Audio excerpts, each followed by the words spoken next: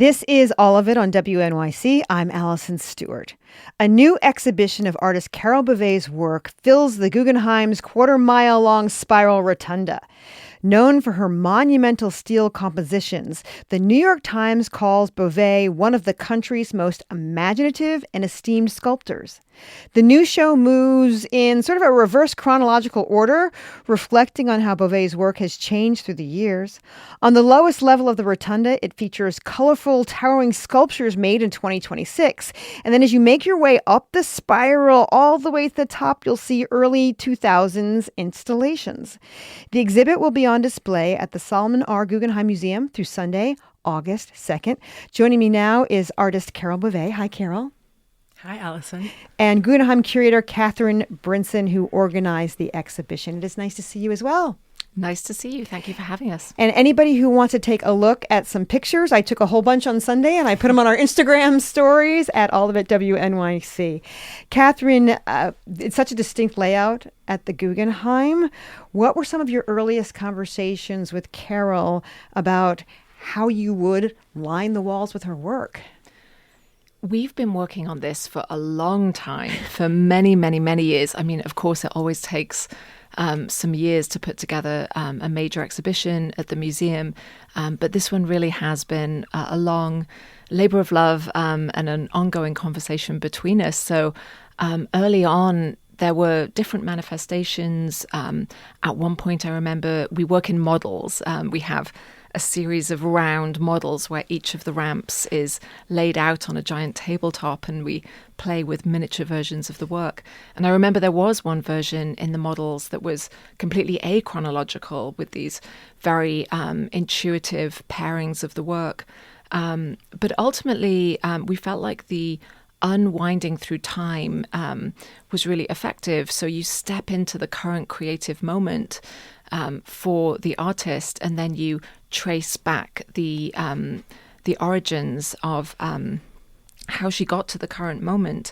But there was also an element of necessity in that the very recent works that you mentioned are large and very heavy.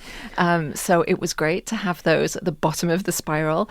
And then you have this natural feeling of ascension as the work's materiality lightens as you rise through the spiral up towards the light that's coming in from the skylight. Carol, please. Oh, sorry, I was just going to say that it's the intention and the meaning of the building, that there's a spiritual ascension. And so that, the story of my work backwards getting lighter, it just seemed to sift things in this chronological direction. But we have actually been working on the show for about 10 years, but not full time. There was some periods where it was more in the back of the refrigerator. And there was COVID and in the last 10 years, of course. But we've had a lot of time to really think about it. And I suspected that you wanted reverse chronological all along, and as a curator, I just want to say you're just so great, just such a genius, and really let me play in the sandbox for 8 years, and then just applied a little bit of gentle pressure, firm pressure, as one needs to sort of to direct, and you're very authoritative and sensitive way. Well, it has been a joy to be in that sandbox, just pure joy, and Carol's generosity of spirit has shone through every moment of our work together over the course of that decade. But no, I do think it really helps to have some element of structure that the really broad audience that we have at the Guggenheim can kind of orient themselves through, and this was the one that had a sense of, as Carol said, revelation, even this sort of ecstatic ascension, which does go back to this founding idea from Hilaire Bay, our first director, and Frank Lloyd Wright, that the Guggenheim spiral should be a temple of spirit, where you have this really luminous communion with art and architecture and your own imagination, and have that really transcendent encounter. How did you decide what work you would pick to be part of this exhibition, Carol? Because it was such a long period of development, a lot of the work was made for the show.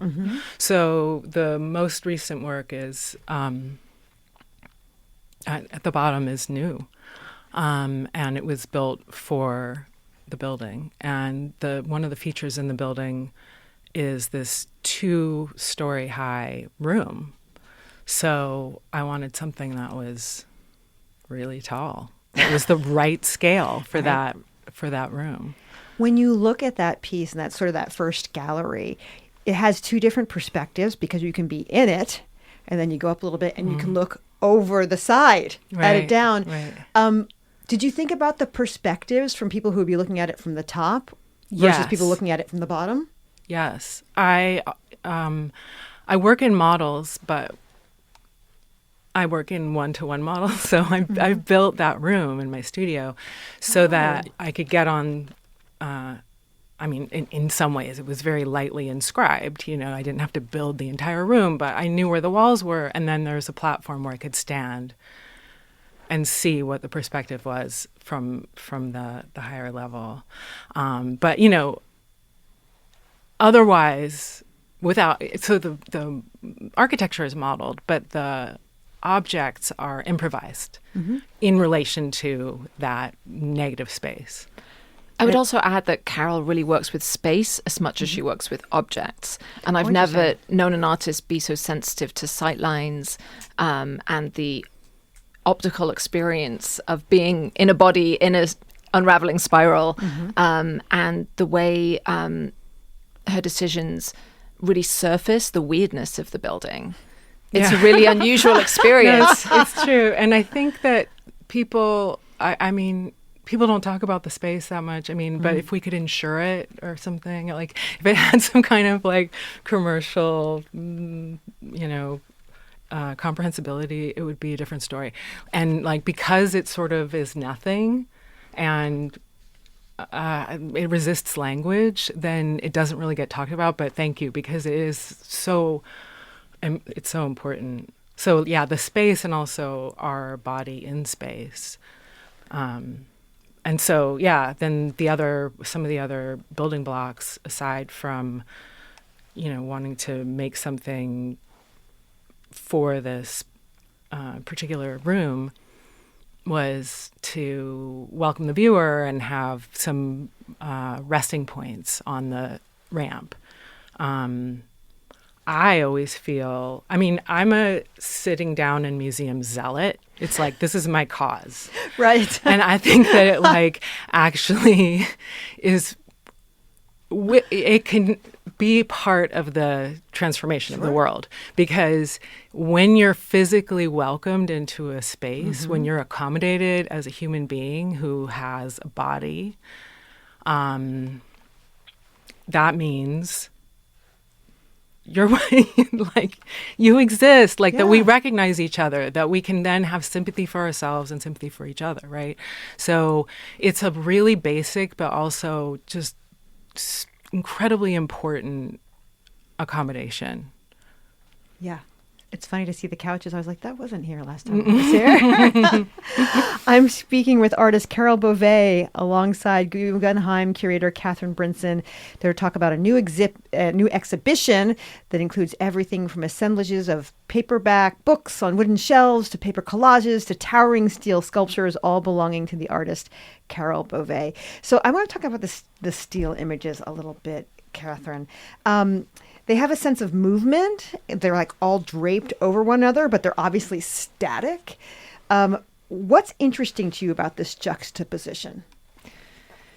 Yeah, I think something I got really hung up on when we were writing the wall text was the word monumental, because, as you say, they're 14-foot high, towering totemic forms, and they are made from this immensely rigid, heavy, intractable material.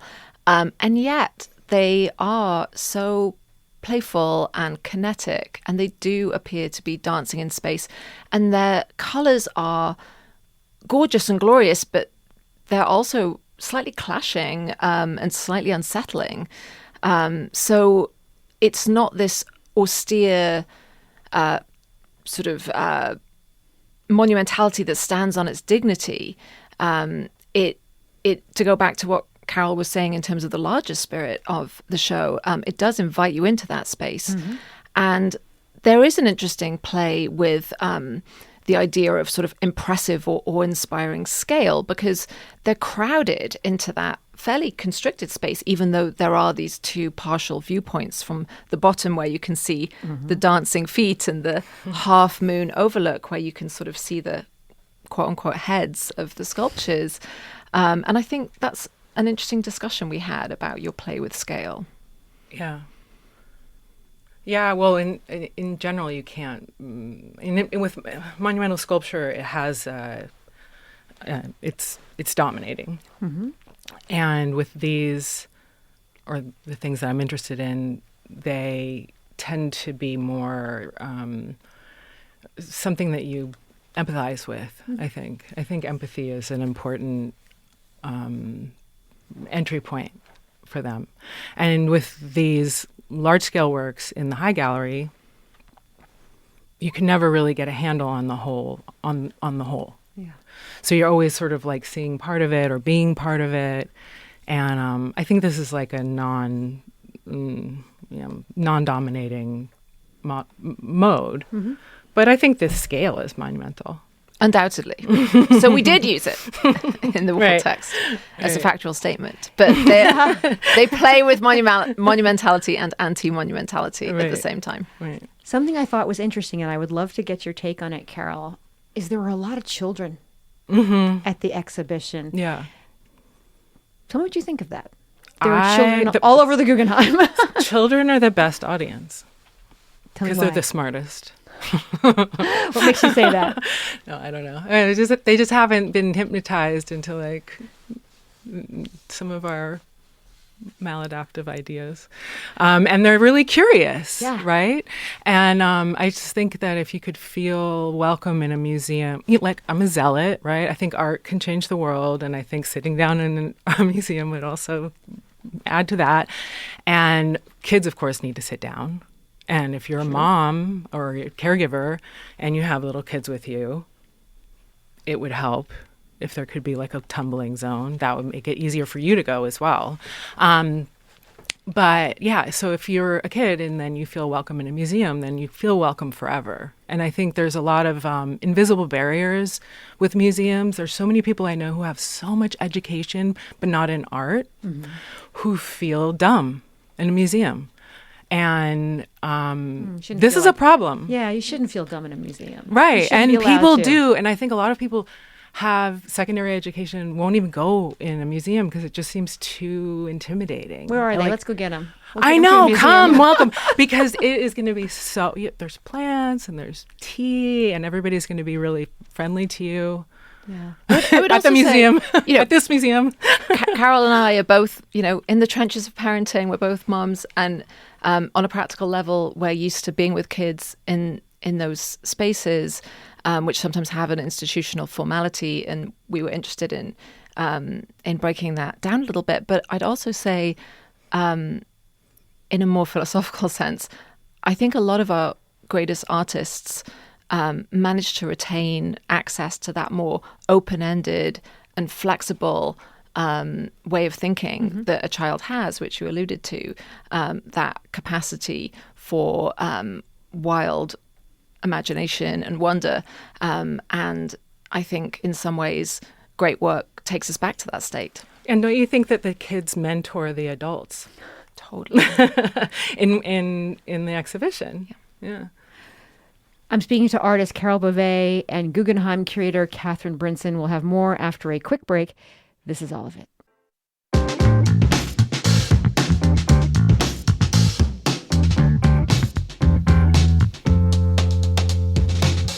You're listening to All of It on WNYC. I'm Allison Stewart. I'm in studio with artist Carol Bove and Guggenheim curator Catherine Brinson. We're talking about Carol's exhibition at the Guggenheim Museum titled Carol Bove. A lot of New Yorkers, Carol, will know you from your glyph on the High Line. Mm-hmm. First of all, explain what a glyph is. Right, so a glyph is the smallest unit of a language, written language. And I was looking at plaza art, when was this? Around 2012, 2011. And for some reason, got the idea that I wanted to make a letter in this alphabet. I perceived it as an alphabet because you know how artists will have a signature style. But when you're a plaza artist, you have like a glyph. It's so succinct that your style needs to be legible as this one unit. So Calder has such a great glyph. And, there's different ways that you express your Calderness, but it's very legible. So I wanted to make one of those. So it had certain rules, my glyph. And this glyph, turned out that the rules are that it is, a tube, round tube, steel, has a certain turning radius, and can be a circle or a half circle or a quarter circle, and make sort of a bit of a tangle out of this material, painted white and very glossy, no hand. That's sort of like part of the rule. It just looks glossy, like it's sort of photoshopped into the landscape. And we see glyphs in this exhibit. I'm curious, lots of different colors are used. How do you decide when a color is to be used on your steel work? Well, with the glyphs, they have to be white. Glyphs are white. And then the colorworks came out of this idea of like, well, I'm not going to make a new letter for this alphabet. And it didn't really go that way. But that was where they came from, was trying to make the second type of glyph. And the colors come from, I think, I really couldn't say. They just come to you? They don't just come to me. It's as if I have the feeling that there's a set of colors that I can use, but I have to discern them, like that it exists, that I'm not inventing it. I have to discover them, but that they already exist somewhere. Catherine, in an interview with Vogue magazine, you said, traditionally, steel sculpture was thought as a very masculine endeavor. How does Carol disrupt that? Yeah, I mean, I want to be careful to not be too simplistic about a kind of gender-based binary.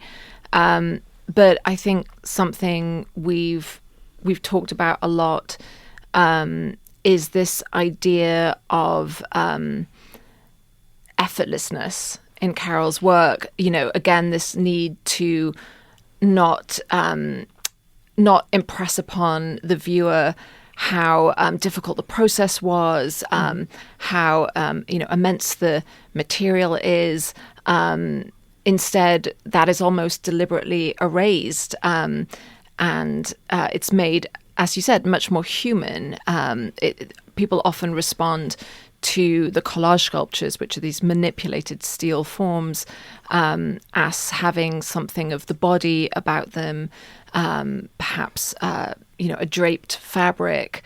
Some people perceive them to be made of paper or a crumpled piece of paper.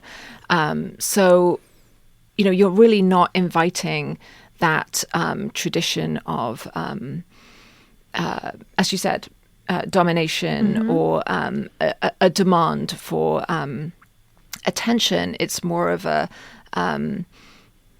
entangling you imaginatively in that moment, which I think is a very different effect. Carol, how do you know when a sculpture is finished? I have a voice in my stomach that says it's finished. You just know. I mean, I hear the voice. It's intuition. Yeah. But do you mind if I tag something on, Of like course. hook something onto this idea? that, a lot of the sculptures are illusionistic and they look soft, but they're hard. And so people really want to, people want to verify the material by, touching them, which I am so flattered by, because that means it's working. It's like that you actually, you're drawn to it. You want to touch it. And again, like as I've already stated, like I believe in people being whole and being an embodied awareness. But not everybody, if people touch the sculptures, then they're going to get damaged. So this is why we have a tactile gallery. I was going to ask about that. In the museum, so you can go touch. You can verify what the surface would be like and explore with your hands and manipulate the materials and like sort of like feel what they would be. Kath, I was going to ask about the touching library. Describe the touching library to me, which is part of the exhibit, exactly. It absolutely is a very core part of the exhibit. So if anyone's visited the Guggenheim before, you might remember that halfway through the second ramp, there's a little keyhole-shaped door. It's very Alice in Wonderland. And it's always this very cozy little library room, a reading room where we have supplemental material to help you understand the shows and take a breath. But Carol has really transformed it into this wholly interactive space. So not only can you touch a peacock feather or a piece of driftwood or the painted surface of the manipulated steel elements, you can also create some of the beadwork that's featured. There's a little mini hydraulic press that both adults and kids have been very delighted by so far. You can read the books that are featured in Carol's early bookshelf sculptures, because it is very tempting to interact with that material, although they very much become sculptural elements in those early assemblages. So, Carol and I have talked a lot about how, while, as mentioned, it is very necessary that we keep our work safe and don't encourage touching, just because the surfaces are really, really fragile. To achieve that illusion of a suede-like, skin-like finish in the paint takes an enormous amount of effort. But there can feel like this sense of subtle loss or frustration that you can't fully bodily interact with things. So we hope to redirect that desire to the tactile library, as we're calling it. And I have to say, the response has been surprisingly glowing. Just the sheer novelty of being able to have that insight into what it feels like to work with materials in the studio. Carol's really generously provided all of this material from her studio. And even your colleague, as we were waiting to join you, was speaking so eloquently about the experience of the tactile library. So we were very happy to hear it. Yeah. I want to ask you about one of your older pieces before we run out of time. From 2011, you have the foamy saliva of a horse, and you use all kinds of different medium in a piece like that, a seashell. What drew you to those objects at that time? I think I was working with ambivalence about, I could enter it in so many different ways because, but one of the things was ambivalence about work that I had struggled with as a younger person that I thought, I don't know, that I'd kind of disavowed, like this in the Bay Area where I grew up, that there was this kind of junk assemblage artwork that I knew about. And so then, and when I came to New York in the early 90s, then I disavowed it. But then after having been here for a while, I started to just like, I mean, I'm always very drawn to the thing that I'm embarrassed about, that seems like a taboo.